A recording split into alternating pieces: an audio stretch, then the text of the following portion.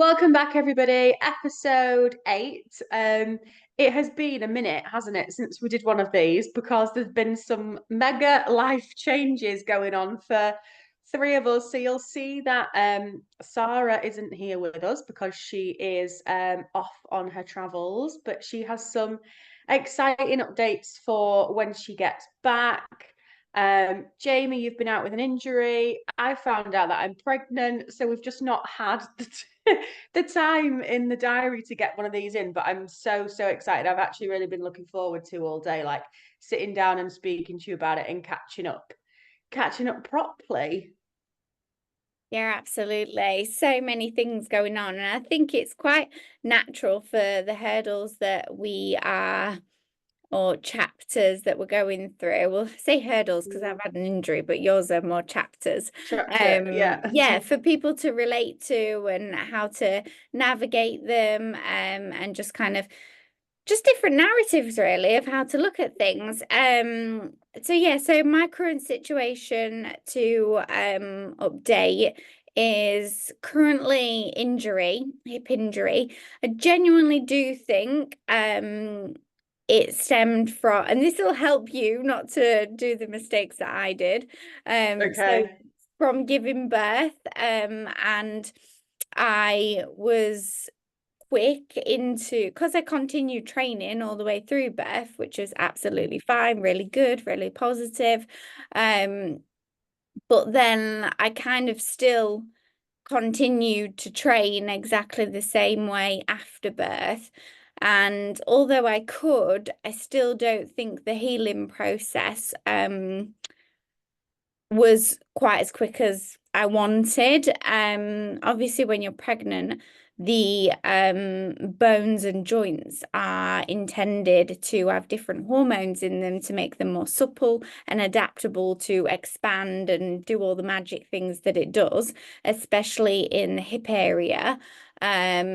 And it can take a good 9 months, 10 months, a year and a half for your body to build that solid, stable form again. So obviously going back into, and I thought I was going easy, but I did do a lot of training and I think I'm superwoman and I thought I was going easy if I'm honest, but I did run like a 10K pretty quick after and the pounding and things. And at the time I was okay. But as I've continued, injury flared up in my hip where I couldn't walk longer than 15 minutes.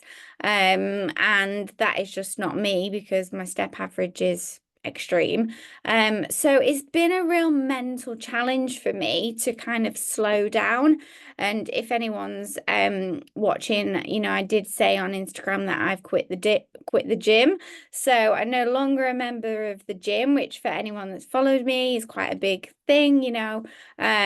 So I am going down a new route of yoga and suppleness and rehabilitation, basically, and proving to people that slowing down and proving to myself that you don't just become a slob or you don't add on additional weight just because you're not doing such an intense workout strategy, as long as you're being mindful. And actually, for me, I've actually found that bringing my cortisol levels down with more vertebrate stretches and becoming more subtle, injury has definitely got better and water retention has actually come down because you can, when you're vigorously recharging these muscles a lot, you can hold a lot of water retention. And obviously yoga is good for the cortisol levels, back bends and things like that. So I've been really enjoying it and it's definitely teach me a thing or two. And injury is hopefully getting better, but I did do like a 6-7 mile walk and then the following day I was like, no, it's still not Too better. far, yeah. I overdid it that day. So I am definitely continuing at least to the new year. No biking, no running, no crazy workouts, just, into it. I mean, the advanced yoga and the intense yoga and Pilates, like, my gosh, I've been aching. But it's a lot Underestimated, isn't more, it? a lot more body weight, and a lot more about the hold and, you know, things like that, which has been really good, especially for the hip flexors, because even with a massage, you can't get to like the you know, the really small muscles that get super tight. So yeah, so that's where I'm at in a nutshell. But hopefully for anyone pending baby, which I know a few of my clients, they're all, I think there's about 4 that are Oh wow. going down that scenario and really looking forward to building a family. So hopefully they can learn from my little mistakes there, and you too. So yeah, moving on to you, KD, what's going on in the world of you? I think, yes. Do you know what? It's funny is not the right word, but interesting that you've just made all of those points because I'm no longer a member at the gym at the minute.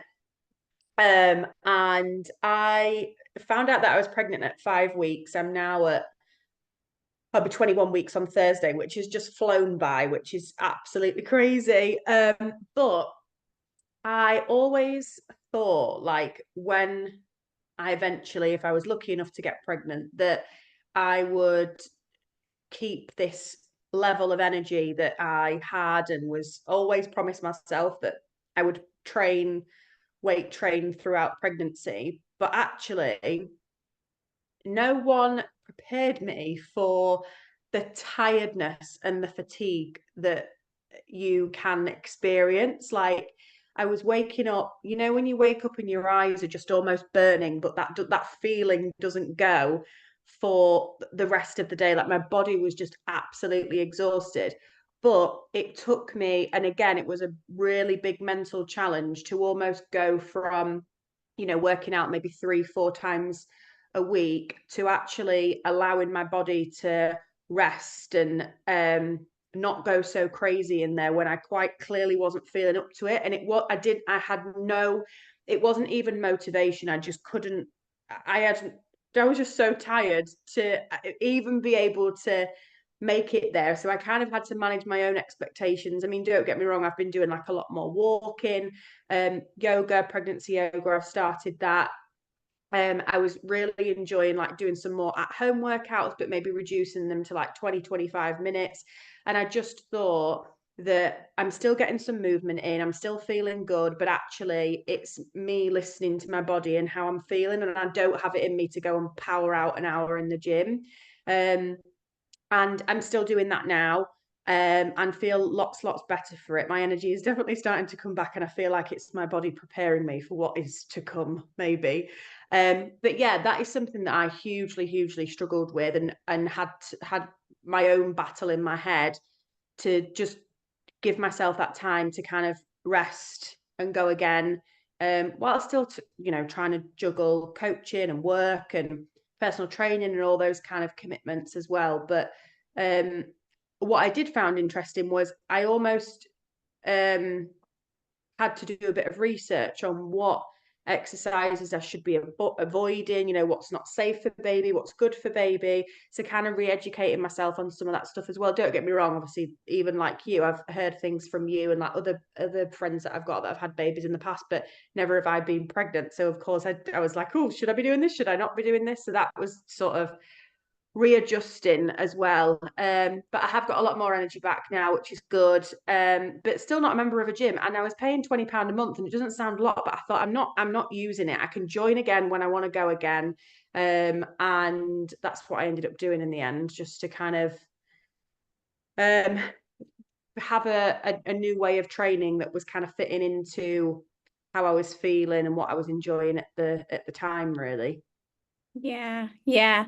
I know it's such a mental battle because you spend so much time like building these habits around, you know, your going to the gym life, and especially for us too, because that's kind of been our identity. You know, along with other, it doesn't have to be the gym, it could be training, like for me, the bike or swim or whatever that may be. But you do build up that habit where your brain's like, you know, it's like brushing your teeth, like it's very ingrained in us. So to go against that, it's not just a physical thing of, oh, I'm going to add weight. It's like an actual mental thing. And for me, throughout my pregnancy, when I was going to the gym, it was definitely more mental, to just keep showing up in that routine. And yeah, absolutely. But now, like with the commute to a gym and adding unwanted, unnecessary travel time when time is so precious now, I'm back full time.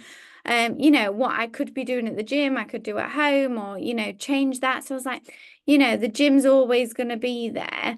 But I think COVID definitely taught us facilities like everything, as long as you can got a few dumbbells and, you know, when you know how to get your heart rate higher and things like that. And again, like adding pressure on yourself, like panicking or having to jeopardize sleep. I'd have to get up so early to do, and that's actually making your cortisol levels rocket up even more, which is obviously, you know, not the best. And going to bed with anticipation of I've got to get up early, I've got to do this, you've got to, you know, more washing to do. I've cut down on washing absolutely from not going to the gym. Yeah.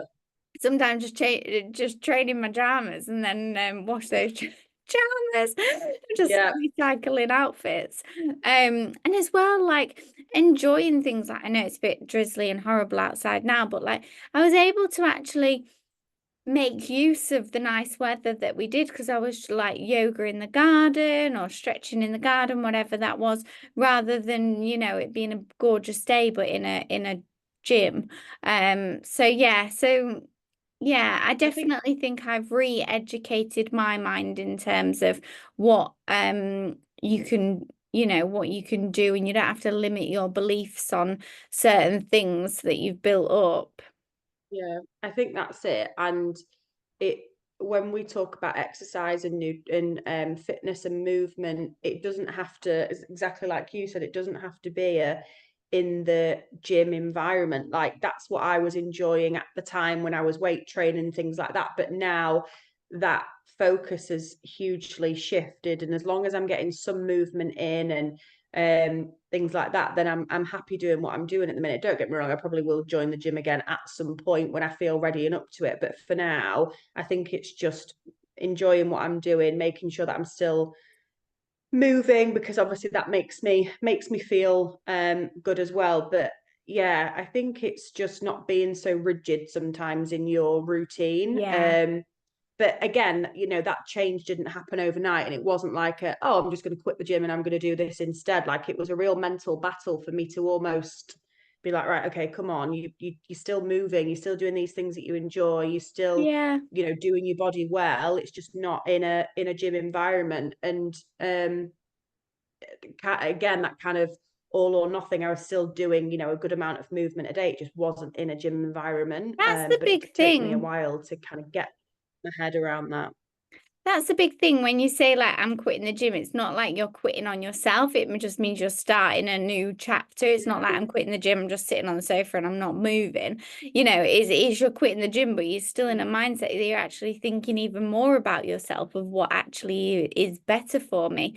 And just for people listening, hip thrusts, when you was mentioning about workouts and things, like obviously hip thrusts you can still do, or whether it be hip bridges but just not weighted, because obviously that area there needs to be, Mm-hmm. you know, really protected of where that bar would lie. But I think, you know, I don't think you necessarily need to be super strict with the way you train. Like, you know, you see people that are Mm. already training, they don't need to like adapt that much. Obviously, they're not going to be swinging big kettlebells here and there and, you know, putting themselves in injury or the baby in injury. But if you are not a person that trains and then you go to all of a sudden work out and your body's already trying to adapt and it's getting a bit subtle, probably want to start off something with, you know, something real basic, Lighter. and not throw yourself in the Yeah. deep end. Yeah. I think as well what was happening with me and pregnancy definitely doesn't do this any good is that lower back pain. And I've always struggled with, as most people do, if I'm sat down all day at work, my glutes and therefore the bottom of my back will tighten up. And sometimes I can be in agony. Like the only comfortable way that I can sit or lay is literally flat on my back, which obviously as bump gets bigger, you can't do long amount of times of. So I'd started to do like incorporating more mobility, and there was actually you might have heard of these, the prehab guys on Instagram, and just doing like 5 minutes mobility to kind of like open up my hips in the morning. Yeah. And my back now, touch wood, I've had no problems with since just incorporating that 5 minutes of mobility.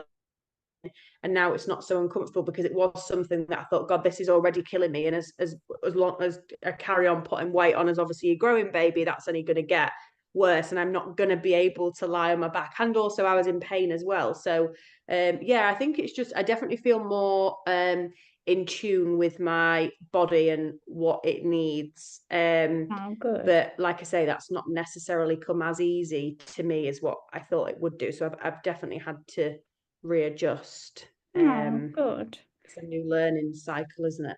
I know, absolutely. And as you get bigger, But exciting. it's only gonna get even more exciting. Yeah, exactly. Okay, cool. So there are little updates. We just wanted to let everyone kind of know where we're at, and just kind of, if anyone else is listening, they're going through that, and they need to be a bit more of a best friend to themselves, and just maybe take a little bit of a pause. We don't have to be go, go, go all the time. We're here doing the same. And obviously Sarah is off on her travels, and I'm sure she's enjoying ourselves, and yeah, and working with her chapter as well. So I think we'll come next time with an update from Sarah, and then we will answer some more of your questions. Sounds good. All right, thanks.